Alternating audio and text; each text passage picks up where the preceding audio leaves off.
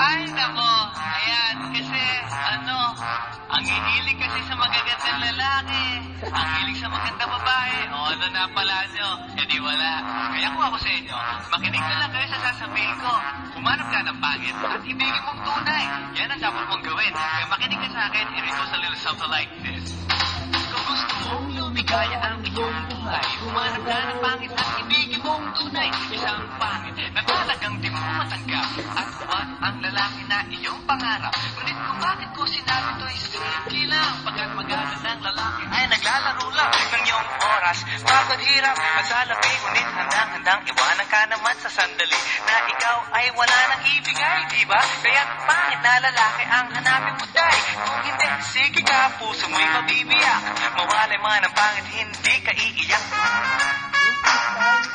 Kung harap ka na Oo nga, yung freestyle na yung dalawa.